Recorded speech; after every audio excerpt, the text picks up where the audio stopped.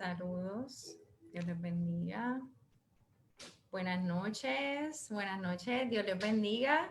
Qué bueno que estamos aquí. Dios les bendiga a todos y todas en esta noche, en este espacio. Le damos la bienvenida a todos los que se están conectando, a todos los que están ya listos para escuchar esta noche en este espacio, en este subprograma Entre Retos y Oportunidades. Dios les bendiga mucho. Damos la bienvenida a Elsie, Clara, Dios te bendiga, Ana Rivera, Lizzy, Katia, Citronac por ahí está, Leo, Dios les bendiga a todos y todas que se siguen conectando. Amelia, Dios te bendiga en esta noche, una vez más, en el espacio del programa Entre Retos y Oportunidades. Ya los saludé, vamos a seguir saludándolos según se sigan conectando a todos y todas, pero hoy comenzamos una nueva serie de los evangelios sinópticos, y para eso tenemos unos recursos, unos invitados en esta noche y queremos anunciarlos y introducirlos en este espacio. Tenemos con nosotros a la doctora Raquel Echevarría. Raquel es mi amiga. Ella ha estado con nosotros en nuestra iglesia cristiana Discípulos de Cristo en Humacao. Ya muchos, ¿verdad?, la conocen.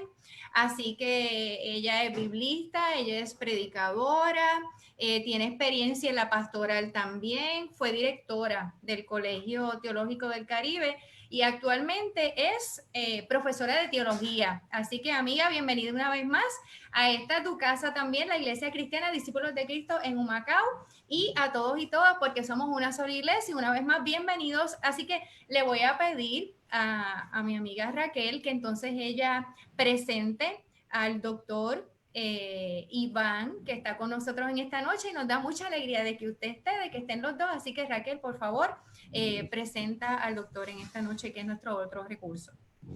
Amén. Dios te bendiga, pastora. Saludos a la iglesia Discípulos de Cristo de Humacao. También mi iglesia. Ustedes saben que yo tengo doble corazón, asamblea y discípulo. Eso ya no es secreto, es público. Así que gracias por este tiempo. Hoy estamos aquí junto con la pastora para hablar un poco con Iván Efraín. Yo lo trato como Iván Efraín porque él fue mi pastor en Buenos Aires, Argentina. Yo no sé si él sabe que yo lo veo como mi pastor, porque cuando yo llegué a Argentina, ya él estaba estudiando en el seminario y él reunía a todos los extranjeros en su apartamento junto con su esposa para hacer devocionales. Así que ahí estábamos juntos todos luteranos, presbiterianos, valdenses, huerleyanos, pentecostales. Y teníamos unos devocionales bien lindos y de verdad que para mí ellos fueron mis pastores durante ese tiempo. Luego ellos regresaron a México y ya eso hace 2000, ¿cuándo llegamos? Yo llegué en 2006. Así que desde ese tiempo nos conocemos y hemos pasado, ¿verdad?, la amistad, y ahora estamos trabajando juntos en el comité de revisión de la nueva versión internacional. Y cuando yo vi los nombres de los que iban a estar en ese comité, que lo veo a él, yo digo, ¿este eres tú? Me dijo, sí, soy yo. Y qué bueno estar con alguien conocido. Así que el pastor Iván, él es el rector del Seminario Teológico Presbiteriano de México. Él está casado con Lisbeth y tiene 2 hijos. Y de verdad que ella tiene una esposa muy dulce, muy linda. Y es licenciado en teología por el Seminario Teológico Presbiteriano de México, también por la Universidad Evangélica Nicaragüense Martin Luther King. Tiene un diploma en lingüística descriptiva y empatía cultural por la Universidad Madero de Puebla. Tiene una maestría en teología sistemática, también de la Universidad Nicaragüense, y también tiene estudios en letras clásicas de la UNAM y estudios doctorales en teología por el Instituto Universitario ICEDE, que es donde nos conocimos. Así que él fue decano, también académico de la institución de donde hoy él es rector. Y pues nos complace tenerte acá en Puerto Rico para que tú veas cómo son las cosas. Siempre estábamos, ¿cuándo vienes acá? ¿Cuándo yo voy allá? Y mira, se nos dio virtual, pero se nos dio. Así que ese es el profesor Iván Efraín, pastora.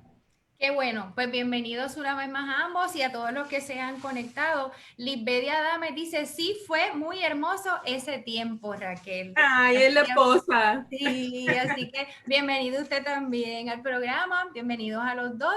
Hoy entramos un poco tarde, se supone que el programa es a las 7, entramos un poco tarde porque tuvimos unos problemas técnicos y este programa dura 1 hora, pero vamos a ver cómo agilizamos el tiempo y que el Señor nos ayude. Y comenzamos este programa, ¿verdad? Dando la bienvenida. Siempre me gusta leer una palabra y tener una oración. Y con el texto de 2 de Timoteo 3, 16, 17, que dice que toda la escritura es inspirada por Dios y útil para enseñar, redarguir, para corregir, para instruir en justicia, a fin de que el hombre, el ser humano de Dios, sea perfecto, enteramente preparado para toda buena obra. Así que con esto en mente, de que toda la palabra es inspirada por el Señor y nos utiliza, ¿verdad?, los seres humanos para transmitirla, para entregarla. Entonces vamos a tener una oración. ¿Me acompaña ahí donde estás a tener una palabra de oración? Señor, te bendecimos, te adoramos y te damos gracias, Señor, porque tú eres el Dios presente que está con nosotros, que camina con nosotros y nos ayuda. Suplicamos la asistencia de tu Espíritu Santo para que sea Dios amado el que nos ayude a entender, Señor, y que trabaje con nuestros corazones y nuestra mente. Todo, Señor, lo consagramos a ti. En el nombre de Jesús. Amén. Y como les dije, hoy comenzamos una serie, la serie de los evangelios sinópticos, y con esta serie tenemos unos objetivos. Vamos hoy a tener una vista panorámica de los evangelios sinópticos, que son Mateo, Marcos y Lucas, y entender un poco cuáles son sus visiones, las visiones de cada uno de estos que presentan al Señor desde su punto de vista particular. Yo siempre digo, y cuando pienso en los evangelios sinópticos, pienso en una imagen, en una fotografía, que quizás estamos viendo todos la misma imagen, pero dependiendo de la sombra, de la luz o de qué ángulo nosotros estemos mirando, pues quizás vamos a ver unas cosas diferentes. Pero de eso va a hablar el doctor Iván Efraín más adelante. Otro de los objetivos es que podamos entender los evangelios como fundamento sobre la vida de Jesús, nuestro Salvador, y poder mirarlos, entenderlos y conocerlos sin prejuicio y de forma práctica, haciendo buen uso de los elementos necesarios. Y por último, aplicar las enseñanzas de Jesús de manera que podamos vivir a su imagen y semejanza. Esos son los objetivos que tenemos en esta serie de los sinópticos. Así que, doctor, quisiéramos, Raquel va a ser ¿verdad?, la que va a estar haciendo las preguntas conmigo también. Queremos entonces que nos hable un poco qué significa la palabra evangelio y en cuanto a su género también literario. Muchas gracias, Pastora Gina, mucho gusto y gracias por permitirme participar con su iglesia, esperando ser de bendición. Mucho gusto en conocerle y saludos a todos mis hermanos, también a la pastora Raquel.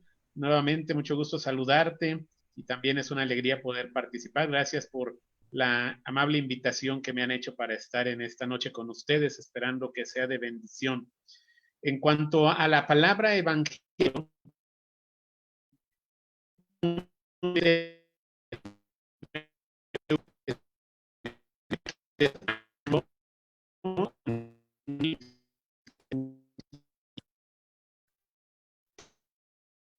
anunciar una buena nueva, por eso se traduce así en ocasiones, la buena nueva.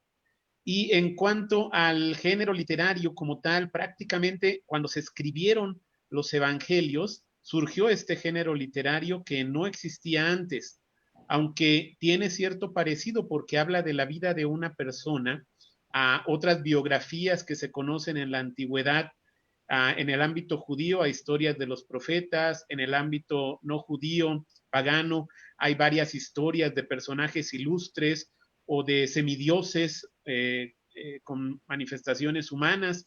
Entonces hay varias antecedentes literarios, pero ninguno tiene el mismo enfoque que tienen los evangelios. Por eso se considera que prácticamente cuando se comienzan a escribir los evangelios, es que surge como un género literario, ya que estos motivan a no solamente conocer la vida de una persona, sino también motivan a que se crea en ella y se crea también su mensaje y la obra que vino a realizar, específicamente la obra de salvación y de reconciliación con el Dios único y verdadero. Y así es como hablan los evangelios. Ahí surge, cuando comienza la escritura de los evangelios, surge como género literario, aunque como concepto tiene varios años antes, de lo cual en un momento más compartiré.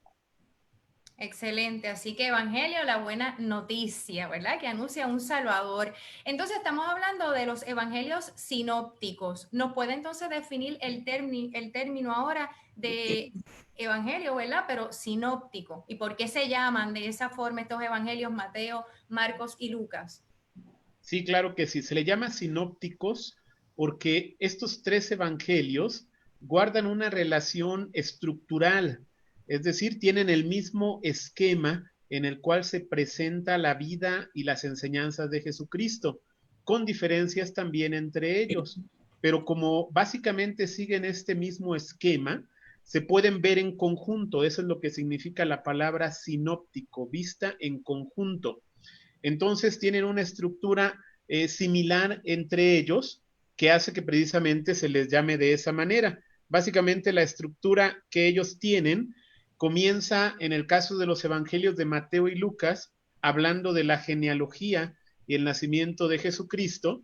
Después, todos los evangelios, estos tres evangelios sinópticos, hablan del ministerio de Juan el Bautista y el bautismo de Jesús, luego siguen con la tentación de Jesús y el inicio de su ministerio, luego la parte más amplia de estos 3 evangelios es el ministerio de Jesús en Galilea y sus alrededores, para ir pasando en la segunda parte al traslado a Jerusalén, la última semana de actividad en Jerusalén, la crucifixión y muerte de Jesucristo, su resurrección y sus apariciones, y también la gran comisión y los mensajes finales. Ahí al final hay algunas diferencias en cuanto al lugar donde se aparece el Señor Jesucristo para despedirse de sus discípulos. Mateo dice que es en Galilea, Lucas dice que es en Betania, donde se aparece por última vez, y en Lucas se menciona la ascensión, cosa que no se menciona en Mateo. Y esto último son algunas de las diferencias que hay, a pesar de que guardan este esquema similar, y también en el contenido hay muchos parecidos, pero también hay unas diferencias muy importantes entre ellos. Desde los inicios, con que Marcos no menciona el nacimiento de Jesucristo y Mateo y Lucas sí, pero incluso entre ellos hay una diferencia en cuanto a la manera en que se presentan los acontecimientos y personajes, y así a lo largo de todo el Evangelio, cada uno va mostrando diferentes enfoques, diferentes datos y enseñanzas, diferentes acontecimientos de Jesucristo. Y entonces eso también hace que sea interesante el estudio de los evangelios sinópticos en sus orígenes, en sus contenidos, en su conjunto como un mensaje. Excelente, Raquel, continuamos. Sí, y entonces has mencionado que hay algunas cosas que son iguales, pero hay otras cosas que son diferentes. Uno dice en Betania, otro dice aquí, otro dice allá. Quiero decir que estamos confrontando un problema con los sinópticos. Y ahí es donde la gente se pregunta, ¿por qué? Si son iguales, ¿por qué? Si hablan de la misma persona, ¿por qué? Si quieren hablar de los mismos eventos, ¿por qué son tan distintos también? Entonces, ¿cómo nosotros podemos resolver lo que en la teología se llama el problema sinóptico? Muy bien, el problema sinóptico es un problema que sigue sin resolverse. De hecho, por eso se le llama así. Es un problema. Yo prefiero llamarle la cuestión sinóptica, que precisamente considera estos asuntos, y algunos lo han enfocado con mucha seriedad, tratando de definir primeramente pues cómo surgieron estos 3 evangelios y después explicarse las diferencias entre sí. Yo pienso que todo esto, en cuanto a las diferencias, se puede sintetizar en 2 cuestiones. Uno, los objetivos que tiene cada uno de los autores. Ahí tenemos nosotros razones para sus diferencias. Lo segundo es los destinatarios, que está relacionado también con los objetivos, a quienes cada uno escribía. Y esto es algo muy importante que hay que puntualizar. Cada uno de los escritos del Nuevo Testamento especialmente tiene destinatarios concretos. Esto lo tenemos bien presente cuando hablamos de las cartas paulinas, que siempre pensamos que va dirigida a la comunidad a la cual escribe el apóstol Pablo. Y ahí tenemos bien en claro que son problemáticas y necesidades propias de cada comunidad, distintas a las otras, y por eso las cartas tienen contenidos diferentes y atienden problemas distintos. Esto mismo es lo que tenemos con respecto a los evangelios. Los evangelios, en la perspectiva humana, los autores los pensaron no para que fueran escritos universales en su momento, sino que los pensaron para sus propias comunidades, para que atendieran y resolvieran problemas que tenían en sus comunidades y también les orientaran en función de sus necesidades, lo mismo que las cartas paulinas. Cuando tenemos nosotros en claro esto, se nos hace más comprensible el hecho de que tengan diferencias entre sí, porque cada uno está dando el mensaje, comunicando el evangelio de Jesucristo, atendiendo a la necesidad que tiene su propia comunidad. Y por eso tiene que hacer alguna adaptación o adecuación del mensaje, da algunos datos para que la comunidad comprenda el mensaje del que el evangelio quiere transmitir. Pero hay un asunto más tiene que ver con las fuentes de los evangelistas.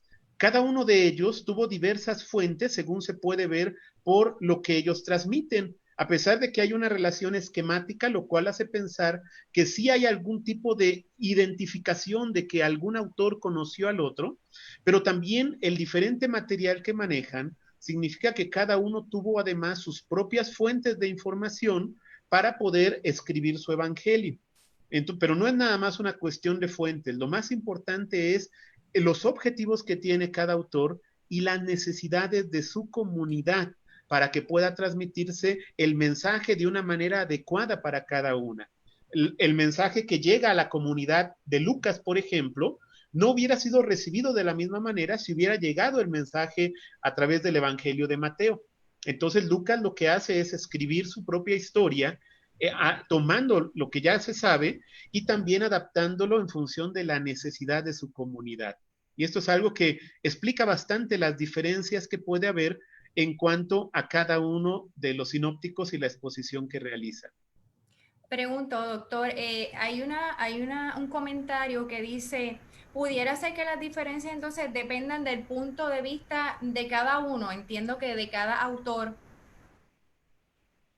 Sí, como mencioné, uno es el punto de vista y propósitos del autor, lo segundo, la necesidad de las comunidades a las que va destinado, y lo tercero, las fuentes que cada uno tiene. Un conjunto de esas tres cosas y algunas otras que han propuesto los investigadores procuran explicar las divergencias que tienen entre ellos. Excelente. ¿Nos podría hablar un poco de la fuente? Mencionó la fuente Q para el para ¿verdad? Los que están escuchando y no conocen un poco de la fuente, para que las personas pues tengan, ¿verdad? Un entendimiento mayor de lo que esto significa. Sí, claro que sí. Se le llama las fuentes a el lugar en donde ellos adquirieron o conocieron la información que se consignan en cada uno de los evangelios. Si se me permiten, permítanme compartir una diapositiva, a ver si es posible, para que les pueda explicar un poquito esta cuestión de las fuentes de una manera más gráfica. En lo que está empezando a compartirse, a ver si se puede ver. Les comparto esto. Las fuentes tienen que ver con de dónde tuvieron la información los autores. Por supuesto, creemos que los evangelios son inspirados por Dios, por medio del Espíritu Santo, y son la palabra inspirada de Dios. Sin embargo, desde la perspectiva humana, los evangelistas tomaron información de algún lugar para poder compartir el mensaje. El mismo apóstol Pablo señala que él la información que tiene para su evangelio la recibió directamente de Jesucristo.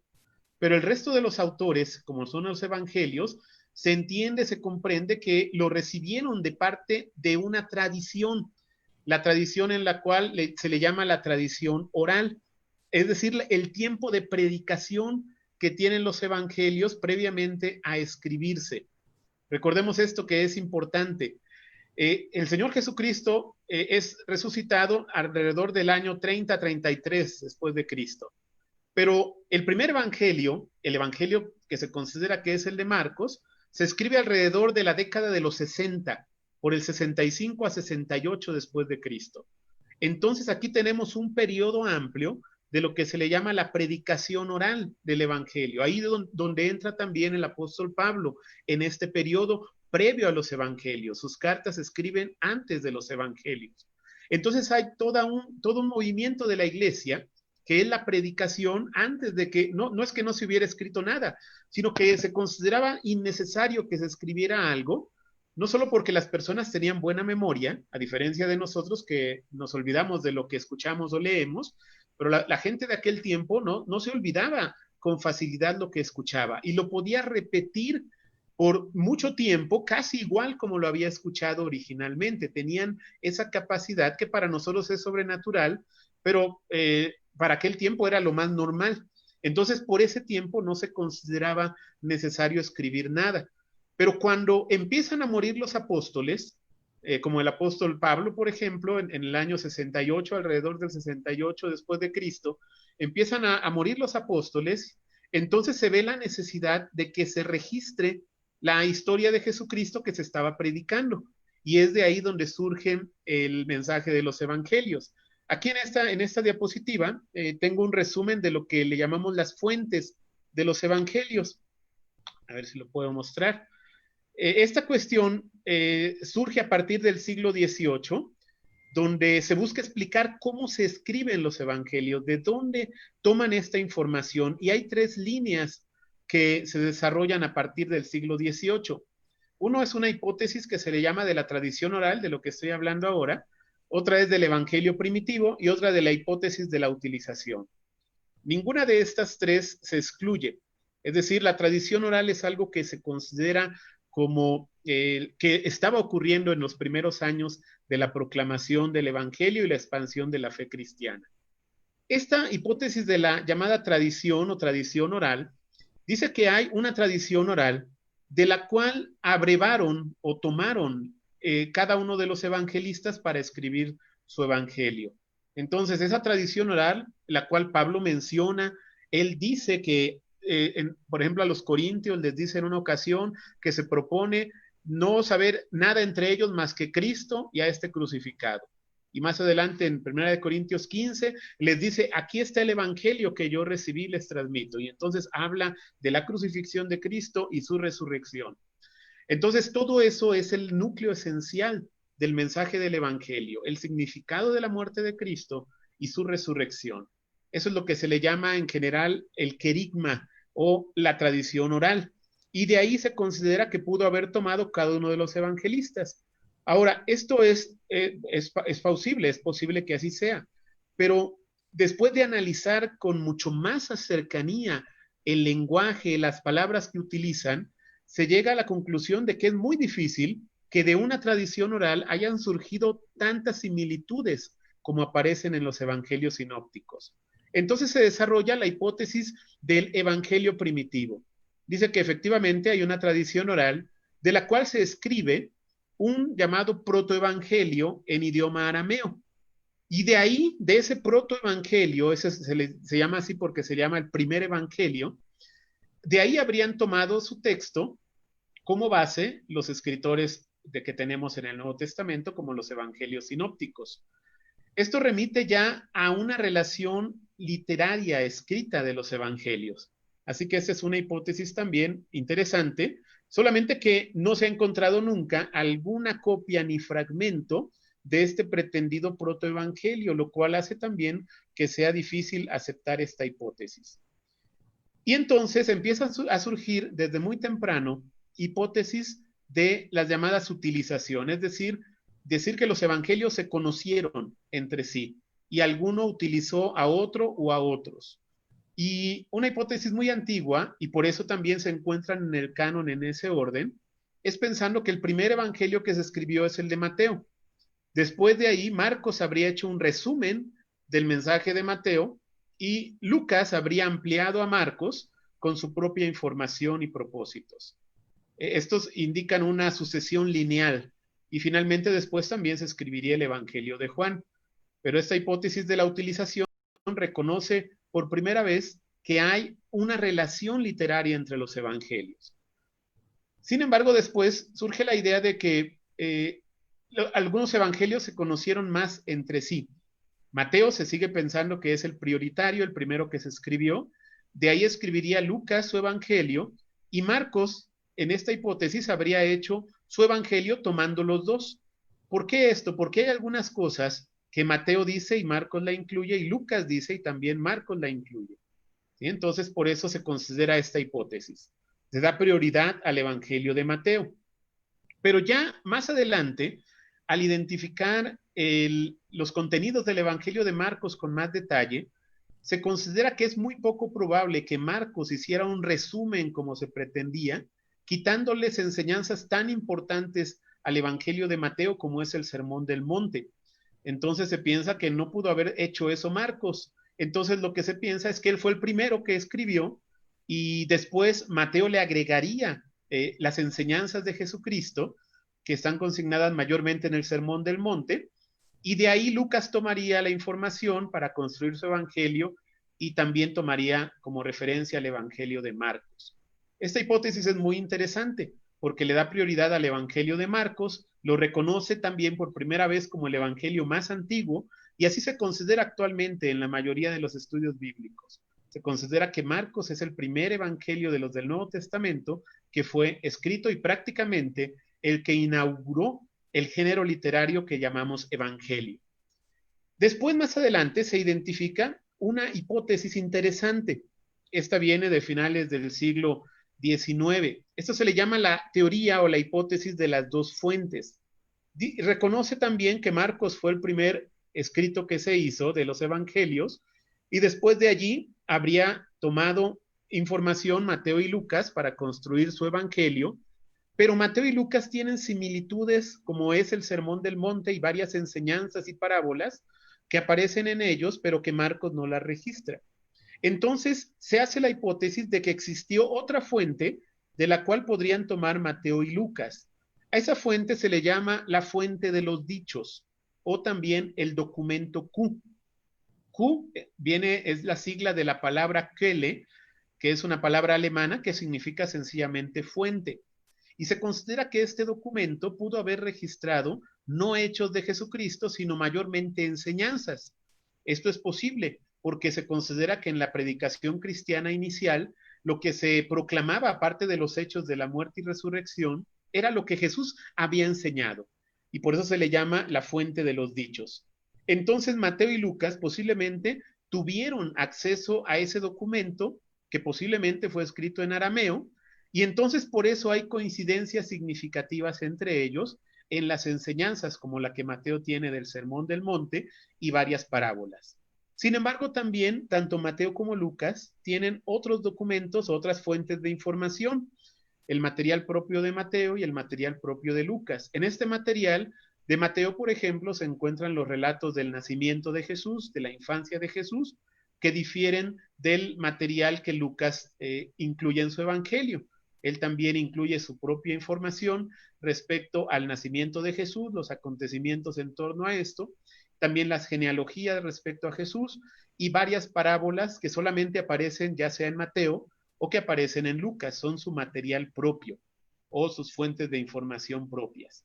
Esta teoría de las dos fuentes es una teoría muy interesante que explica bastante la relación literaria que pueden tener los evangelios y podría ser también pues una hipótesis bastante plausible, pero siempre tengamos presente que es una hipótesis. No se puede comprobar porque tampoco se ha encontrado ningún documento o manuscrito que consigne la fuente de los dichos o el documento Q. Pero es una hipótesis muy interesante que explica mucho cómo es que los evangelios se escribieron y cómo están relacionados entre sí en cuanto a sus contenidos. Excelente. Así que ya han sido explicadas las teorías, ¿verdad? Y se ha hablado también de la fuente. Hay una pregunta que ya el doctor entendemos que la preguntó, pero como quiera queremos, ¿verdad? Repasarla. ¿Quiere decir que posiblemente los evangelios de Mateo y Lucas se basaron en el evangelio de Marcos? Pues sí, si utilizamos la teoría, ¿verdad, doctor? Sí, así es. Sí, y aun cuando no se utilice la teoría de las dos fuentes, se le da ahora, actualmente se considera la prioridad de Marcos. Él fue casi sin duda el primer evangelio que se escribió, el primer evangelio de los del Nuevo Testamento. Y de ahí es muy probable que pudieran tomar como base para su escrito los evangelios de Mateo y Lucas, ya sea que aceptemos la posible existencia de Q o no, pero de cualquier manera se acepta que Marcos fue el primer evangelio y muy probablemente los otros dos evangelistas tomaron de Marcos para poder construir su propio evangelio. Sí. Raquel va a hacer una pregunta en unos segundos. ¿Qué de cierto es, lo hemos escuchado así, que el Evangelio de Marcos, al ser más corto, esa es una de las razones por las cuales se cree que fue redactado en primera instancia? Pues porque los demás que quizás copian, pues van añadiendo un poco más. ¿Es cierto eso para usted? ¿Cuál es su opinión? Sí, yo considero que efectivamente el Evangelio de Marcos tiene prioridad por su brevedad, ¿sí? Y porque también pues hay mucha información importante que Marcos no incluye. Y no la incluye por omisión o por querer ocultar información, sino por estas razones que ya hemos mencionado. Uno, por sus propósitos. Dos, por las necesidades de su comunidad. Pensemos y mayormente se acepta que Marcos está escribiendo a la iglesia en Roma, que para la década de los 60 del primer siglo estaba ya afrontando las primeras persecuciones y hostilidades por parte del Imperio Romano. Entonces tiene que compartirles el mensaje del Evangelio y darle ánimos a esta iglesia perseguida. Pero también las fuentes disponibles que tiene Marcos. Muchas veces se acepta generalmente que Marcos conoció al apóstol Pedro y es precisamente el que escribe el Evangelio como era predicado por parte del apóstol Pedro. De hecho, algunos autores de la antigüedad le llaman a los evangelios del Nuevo Testamento las memorias de los apóstoles. Y mayormente de Pedro está relacionado con el Evangelio de Marcos. También por la relación con Pedro y la muerte temprana que él tiene, se considera que fue el primero de los evangelios en escribirse. Excelente, me encanta, doctor, porque lo explica tan claro y tan práctico para nosotros poder entender. Hay una pregunta, Raquel, sé que estás ahí, ya mismo vamos con tu pregunta. Luchando con la señal. Dice, haz la pregunta ahora y después atendemos esto, ahora que tienes la señal, Raquel. Si acaso se cae, estoy tratando de entrar por el teléfono, necesito que Iris entonces me ponga, que me deje entrar por si se cae. ¿Me escuchan? Sí, te escuchamos. Sí. Bueno, estoy como, no sé si me escuchan. Sí, pero, ok. Sí, la pregunta es, Iván, que por lo menos cuando yo enseño esto en el seminario, yo veo las caras de los estudiantes que se transforman cuando empezamos a hablar de las fuentes, porque la idea es que Dios inspiró la palabra. Entonces, si Dios inspira, o sea, ¿cómo es que están usando fuentes de aquí, usaron de allá, escribieron de acá, las juntaron todas? Y entonces, ¿dónde está la inspiración de Dios en esto? ¿Cómo podemos explicar a los que se les transforma la cara cuando dicen, adiós, pero no entendí la inspiración de Dios? Muy bien, de acuerdo con los estudios bíblicos, se acepta que la escritura es inspirada por Dios completamente, de principio a fin. Pero esta inspiración puede tener tres maneras de hacerse. Y aquí venimos ya a las cuestiones teológicas. Las tres teorías de inspiración que hay, es decir, tratando de explicar cómo es que Dios habla por medio de los autores bíblicos para que se registre en el texto bíblico, que se considera palabra de Dios, vienen tres vertientes. La primera se le llama la inspiración mecánica. Y a veces esto es lo que tenemos en mente cuando nosotros hablamos de la inspiración bíblica en términos comunes. Pensamos que, ¿qué es lo que pasó? El autor bíblico entró en una especie de trance porque estaba conectándose el Espíritu de Dios y entonces movía la mano de una manera automática para escribir de una manera mecánica, por eso se le llama así el texto bíblico que ahora tenemos. Esa teoría, pues, es bastante interesante y se sigue utilizando en otros medios, incluso no cristianos, para pretender tener mensajes extranormales, sobrenaturales, y a veces pensamos que también la Biblia fue escrita de esa manera. Sin embargo, si así fuera, se considera que tendríamos un texto bíblico unificado en un mismo estilo y lenguaje porque estaría siendo dictado siempre por Dios y el mismo Dios que no cambiaría, y entonces tendríamos el mismo estilo, incluso deberíamos tener el mismo lenguaje, las mismas palabras que se dicen. Sin embargo, podemos notar diferencias sustanciales, no solo en los evangelios, sino en todos los libros bíblicos, que tienen diferente lenguaje, vocabulario, estilo, intención, y entonces se nota la participación humana de alguna forma. Y de ahí viene otra de las teorías de inspiración, que se le llama la inspiración dinámica. Dice que en realidad el autor escribió lo que él quiso y que cuando se dio cuenta esto era algo que Dios le estaba inspirando, pero no estaba nunca consciente de esto. Él escribió lo que él quiso y después finalmente Dios estaba obrando a través del ser del escritor.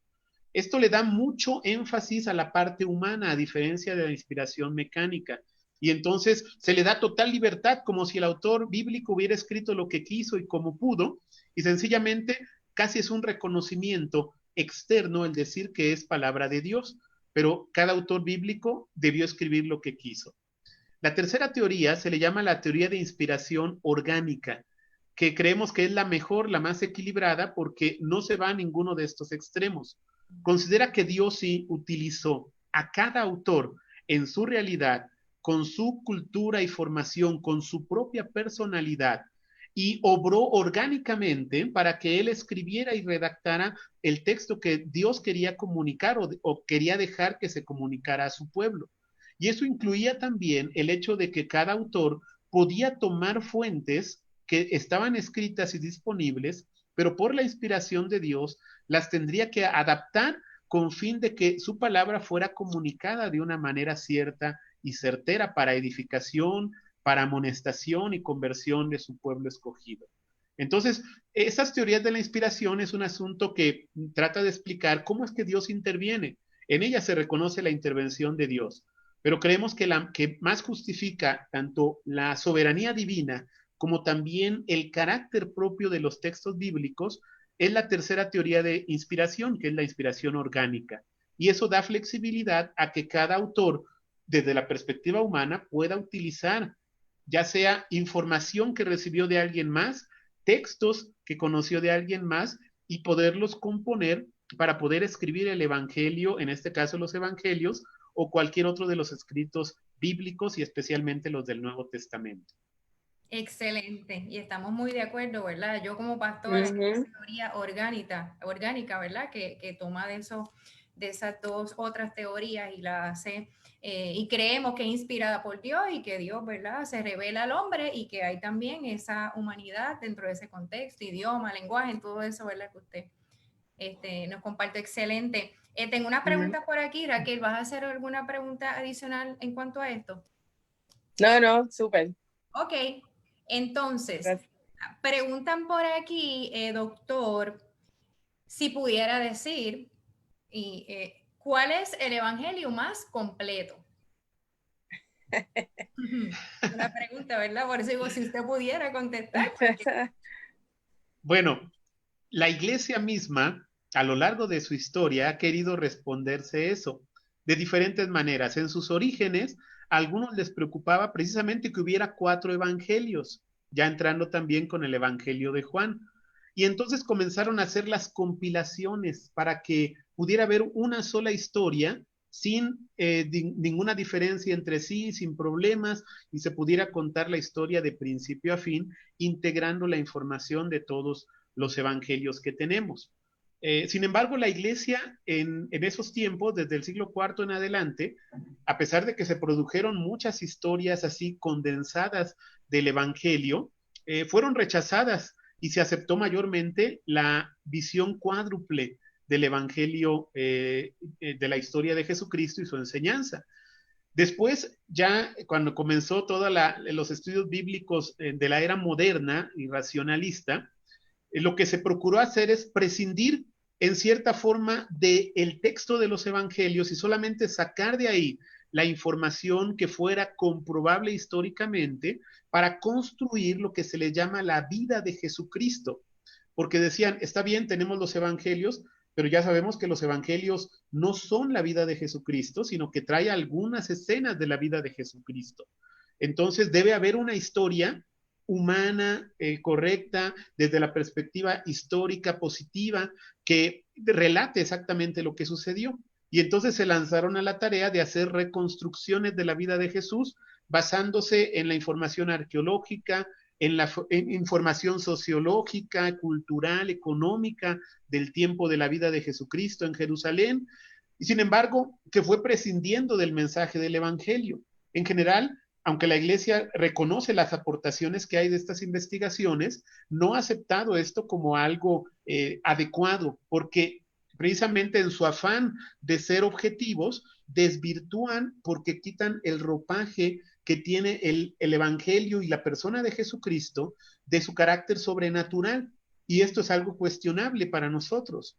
Entonces, yo podría decir que ninguno de los evangelios muestra todas las facetas de la historia de Jesucristo, sino que muestran informaciones, como dije, de acuerdo a sus propósitos y de acuerdo con la necesidad de su comunidad, sin decir que sea el que tiene la mejor información, ni que sea el auténtico. Tengo yo, en lo personal, preferencia por el Evangelio de Lucas. Yo considero que el Evangelio de Lucas es el más completo, el más amplio, el que trata de tener una información detallada en función de sus propósitos para su comunidad. Y yo creo que es el que nos da la mayor cantidad de información si queremos tener un panorama completo para la instrucción cristiana. Yo tendría preferencia por el Evangelio de Lucas, pero esto no significa que desvirtúe o no reconozca la importancia de cada uno de los evangelios en la información que aporta para nuestra fe. Gracias, Raquel. ¿Quieres añadir algo, verdad, desde tu perspectiva? ¿Cuál es tu preferencia? El doctor, ¿verdad? Dijo Bueno, yo estoy de acuerdo con él que cada cual tiene lo suyo. A mí me gusta el Evangelio de Marcos. Me gusta Lucas por lo que representa, como soy pentecostal, obviamente, un evangelio que tiene que ver con la fuerza del Espíritu. Me gusta cómo Lucas presenta junto, ¿no?, el evangelio junto con hechos, y al ser pentecostal, pues algo que tira, ¿no? Pero me gusta el evangelio de Marcos, es que como una vez alguien me preguntó eso, ¿cuál es tu favorito? Y yo, me gusta este por este, y al final dije, ay, yo creo que todos son mis favoritos por lo que cada cual presenta. Claro. Pero me gusta la forma en que Marcos presenta a Jesús como siervo legitimando el ser siervo haciendo milagros. O sea, es lo que le llaman el evangelio que va rápido, ¿verdad? Presenta a Marcos un Jesús que hizo milagros y que va corriendo prácticamente todo el evangelio, pero lo hace así porque como lo presenta como siervo, lo que legitima el ser siervo es lo que hace. Y me gusta también la perspectiva de Marcos, cómo presenta la parte del discipulado, cómo tantas veces los discípulos no entienden, y Jesús se los lleva aparte y le explica. O sea, esa forma de Jesús tomarse su tiempo para explicar a los discípulos que siempre están con él y nunca entienden nada, me hace ponerme a mí en ese lugar de decir gracias porque tú tomas de tu tiempo y cada vez que yo no entiendo nada, si estos estaban contigo, no entendían nada, que no lo entienda yo, no significa mucho. Así que esa es la parte de Marcos que me gusta mucho. Sí, si me permiten hacer un comentario adicional de esto que menciona la doctora, es muy importante tenerlo presente. El enfoque de los evangelios tiene también ese tinte de señalar la dificultad de los discípulos para creer. ¿Sí? Prácticamente todos concuerdan en eso. Es más enfático Marcos, efectivamente, pero también Mateo y Lucas mencionan en varias ocasiones cómo a los discípulos les cuesta mucho trabajo creer en quién es Jesucristo y su mensaje. Este punto lo quiero destacar y tal vez lo vean más adelante en otros estudios, pero es importante porque actualmente hay una corriente que se está dando y que a veces la vemos también en los medios de comunicación, en los documentales de televisión cuando hablan acerca de la vida de Jesucristo, de repente señalan que no solamente los evangelios del Nuevo Testamento deberíamos considerarlos como fuentes confiables de información de la vida de Jesús, sino que también tenemos a otros documentos que pueden considerarse o deberían considerarse para reconstruir una vida de Jesucristo. Y ahí empiezan a incorporar otros escritos cristianos de los primeros siglos, pero que no son parte del canon del Nuevo Testamento, pretendiendo que tienen una autoridad equiparable al mensaje de los evangelios. Incluso dicen, los evangelios que tenemos en el Nuevo Testamento y todos los escritos del Nuevo Testamento, cuando se estableció el canon, se establecieron para legitimar a la Iglesia Católica Romana del siglo IV.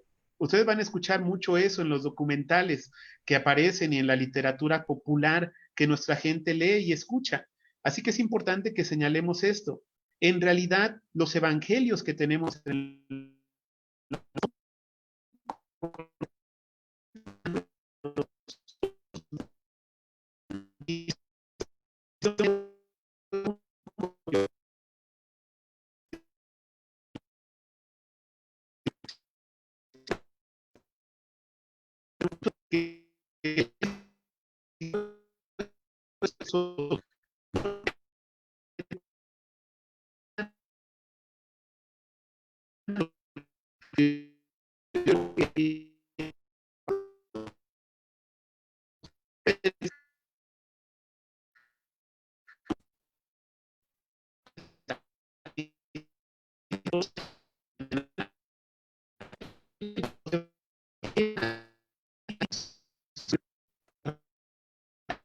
dificultades.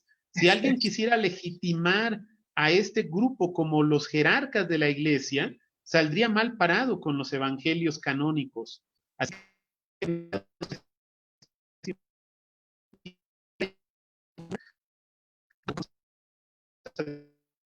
a ellos y con más razón a nosotros en nuestros tiempos, nos puede ser difícil creer en Jesucristo con todo lo que implica. Pero esto nos da una pauta de que a pesar de que tengamos dificultades para creer en Él, no significa que Dios no nos haya escogido para ser su pueblo escogido.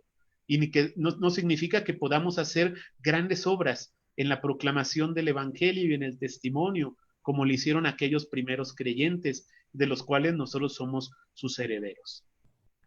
Ok, doctor, tengo una pregunta para ya ir cerrando. Hay algunos comentarios y unas preguntas. Estos son los últimos minutos para que ustedes las escriban. Yo tengo una pregunta. ¿Por qué el Evangelio de Juan no está incluido en los evangelios sinópticos? Muy bien. Los evangelios sinópticos, como dijimos al principio, siguen un esquema similar en cuanto al contenido y también a la distribución de los hechos. El Evangelio de Juan tiene tanto un contenido distinto como también una distribución distinta de los acontecimientos. En lo que se parece Juan a los sinópticos es, entre otras cosas, en lo siguiente podemos mencionar, que menciona a Juan el Bautista como el precursor. Hace llamado a algunos discípulos. Jesucristo es el que enseña y hace milagros. Y también muestra la oposición que hay a su mensaje por parte de los líderes religiosos. Y también, por último, en cuanto a al complot y la muerte de Jesucristo y su resurrección. Eso es parecido en cuanto a los sinópticos. Pero las diferencias que hay con los sinópticos y el Evangelio de Juan es que Juan parece enfocarse más en afirmar la identidad de la persona de Jesucristo y su relación que tiene con Dios como su Padre. Esto es un tema que va de principio a fin en el Evangelio de Juan, aunque los otros evangelios también enfatizan y mencionan a Jesús como Hijo de Dios. Aquí en Juan se destaca la relación que tiene él con el Padre. En cuanto al esquema de los acontecimientos, el Evangelio de Juan no solamente menciona o no se refiere mayormente al ministerio en Galilea, sino mayormente al ministerio en Judea. Ahí menciona que Jesús participa en 3 fiestas, posiblemente 3 Pascuas en Jerusalén, mientras que los sinópticos solamente mencionan una, que es la última, cuando él va a Jerusalén. En cambio, en Juan, Jesús parece ir y venir a Jerusalén en diferentes ocasiones. Y también un tema importante que Juan menciona y los sinópticos no, es el tema de la preexistencia de Cristo. Recordemos que Juan, aunque no menciona acerca del nacimiento de Jesús, sí menciona que en el principio era el Logos, y el Logos estaba con Dios, y el Logos era Dios. Así que tenemos nosotros ahí una información de la preexistencia de Jesucristo, cosa que los otros evangelios no mencionan, y Juan sí. Entonces, tanto por la temática, por el esquema que tiene, por las enseñanzas que consigna y los milagros que hay, Juan no es tan prolífero en hablar de los milagros de Jesús como lo son los evangelios sinópticos, solamente menciona unos cuantos milagros importantes de Jesús y la mayoría de ellos no están en los sinópticos, por cierto, como es, por ejemplo, el primer milagro de Jesucristo que relata Juan, es el milagro de la conversión de aguas en vino en las bodas de Caná de Galilea. Esa primera mención no aparece absolutamente en los sinópticos y por eso hay diferencias sustanciales, por lo cual no se considera que Juan sea parte del esquema de los sinópticos, aunque sí se considera que Juan conoce la tradición de los escritos sinópticos. Juan se piensa que es el último de los evangelios en escribirse, cerca del año 100 después de Cristo. Y por eso, pues, es lógico pensar, y también por el contenido se deja ver, que él conoce los sinópticos y él lo que pretende no es repetir lo que ya se dijo, sino complementarlo con información que él tiene, tal vez de primera mano, siendo discípulo de Jesucristo, y entonces complementa lo que ya la iglesia sabe con la información que viene en el Evangelio de Juan. Y disculpa, pastora, y algo también bien importante de Juan, la diferencia con los sinópticos es la cuestión de la escatología, que los sinópticos hablan más de esta escatología futura, pero para Juan la escatología es la vida eterna presente, empezó ya. Y la cuestión de la dualidad de presente futuro de los sinópticos para Juan es arriba y abajo, mundo y Dios, o sea que es la luz y tinieblas, o sea que va cambiando un poco también con los sinópticos en ese sentido. Excelente. Pues hemos llegado ya al final de este programa. Era posible. Se nos acabó. Hemos comenzado una serie. Hay muchos comentarios de gratitud y de personas diciendo que gracias, que han entendido muy bien el tema, que hemos aclarado dudas, que han sido, ¿verdad? Bendecidos. Muy interesante el tema. Así que gracias al doctor y a la doctora por estar con nosotros en esta noche. Ha sido muy interesante el tema, hemos aprendido muchísimo, todo el tiempo estamos aprendiendo, así que hemos tratado de contestar todas las preguntas, quizás no las pudimos atender todas específicamente, pero creo que ha sido como nos propusimos al principio, tener una vista panorámica de los evangelios sinópticos y también tuvimos, ¿verdad? Un poquito más porque hablamos de Juan y por qué no está ahí, cuáles son esas diferencias, esas semejanzas, así que quiero, hay un comentario de Marilyn Santiago y ella dice, al final de todo, es importante que las escrituras son inspiradas por Dios, que tienen poder en el pasado, tienen poder presente y también tendrán poder en el futuro. Así que hablando de esa teoría orgánica, sí hay esa inspiración por el Señor, pero Dios nos utiliza a nosotros, el ser humano, a través de su Espíritu Santo. Así que damos gracias al Señor que los tenemos ahí, que cada uno puede tener su preferencia por uno, por el otro, pero todos son palabras del Señor y nos bendicen. Así que creo que este espacio ha sido motivador a darle una relectura a esos evangelios y poder venir para el próximo programa inspirados, motivados, interesados aún más, porque el próximo lunes vamos a trabajar con el evangelio de Marcos. Y hemos hablado de su brevedad, es el más, ¿verdad? El más corto, y hay una teoría que se dice que los demás, ¿verdad? Lo cogieron a él como fuente y muchos creemos en esa teoría, así que yo estoy de acuerdo con esa teoría y sé que los compañeros también hicieron sus comentarios en cuanto a eso, así que va a estar con nosotros el profesor Ediberto López, él es profesor en el Seminario Evangélico de Puerto Rico y casi todos los pastores y pastoras discípulos de Cristo hemos pasado, ¿verdad? Por su clase, así que lo vamos a tener aquí, así que lea los evangelios y venga inspirado por esa palabra y con sus preguntas, y recuerde que si quiere que atendamos algún tema en específico, usted nos lo puede escribir en los comentarios y vamos a estar trabajando con eso, así que al doctor Iván Adame, a la doctora Raquel Echevarría, nuestro reconocimiento y gratitud para ustedes. Así que Dios les bendiga. Te bendiga. Nos vemos el miércoles a las 7 de la noche en la página de nuestra iglesia, ICE de Sumacao, en nuestro culto de oración y adoración. Así que gracias y bendiciones. Buenas noches. Mucho gusto, que Dios les guarde. Amén.